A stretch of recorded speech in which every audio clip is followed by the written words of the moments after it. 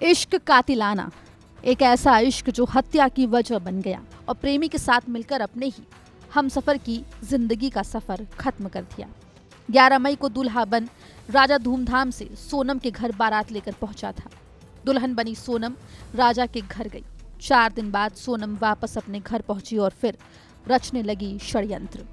एक ऐसा षड्यंत्र जिसकी भनक ना तो राजा को हुई और ना ही सोनम के परिवार को। सोनम शादी से पहले ही राजा की हत्या की कहानी लिख चुकी थी, लेकिन उसे अंजाम दिया शिलोंग में अपने हनीमून के दौरान।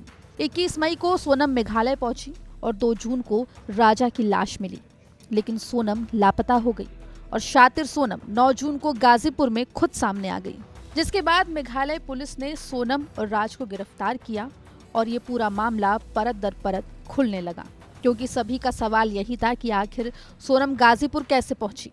मेघालय पुलिस ने इस मामले में कई चौंकाने वाले खुलासे किए। पूछताछ में सामने आया कि सोनम ने आरोपियों के साथ मिलकर राजा की हत्या की। हत्या के बाद आरोपी आकाश की स्कूटी के पीछे बैठकर सोनम स्पॉट से निकली थी और सोहरा बॉर्डर के पास दोनों ने स्कूटी छोड़ दी। सोहरा के टैक्सी स्टैंड से सोनम ने टैक्सी बुक की और सीधे गुवाहाटी पहुंच गई और वहां से बस पकड़कर सीधे सिलीगुड़ी निकल गई। सिलीगुड़ी से सोनम ने पटना के लिए बस ली और पटना से आरा आ गई। आरा से ट्रेन पकड़कर लखनऊ गई और वहां से बस पकड़कर इंदौर चली गई। इंदौर में सोनम राजा की हत्या के बाद करीब 14 दिन तक रुकी रही। ये पूरा मामला तब सामने आया था जब मीडिया ने मेघालय में एक गाइड से बातचीत की थी। उस गाइड ने राजा और सोनम को 3 अन्य लोगों के साथ देखा था। राज ने सोनम से कहा था कि वो सिलीगुड़ी जाकर खुद को अगवा बताकर पेश करे, लेकिन 8 जून को सोनम जब इंदौर से निकली तभी मेघालय पुलिस की 2 टीमें यूपी और मध्य प्रदेश पहुंच चुकी थी। जब पहले आरोपी आकाश की गिरफ्तारी हुई थी तब राज घबरा गया। उसने सोनम से कहा कि वो अपने परिवार को फोन कर दे और कहे कि वो किसी गैंग से बचकर निकली है। फिर क्या, जैसे जैसे आशिक ने बोला सोनम ने बिल्कुल वैसा ही किया। लेकिन सोनम की कहानी पुलिस को ज्यादा देर तक उलझा नहीं पाई और एक के बाद एक कड़ियां खुलती गई। In Indore, they had thought of ways where Sonam would disappear, and probably after disappearing, one instance was make her get washed by a river.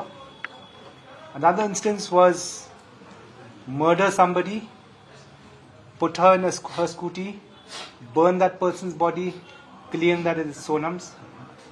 But all these things didn't fructify. And so when Raja and Sonam got married and they came for darshan to Kamakhya,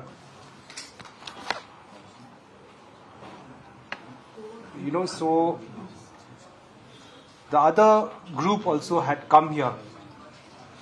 In fact, the 3 people had come much before, a few days before, on the 19th, and they had plans actually to eliminate Raja somewhere in Guwahati.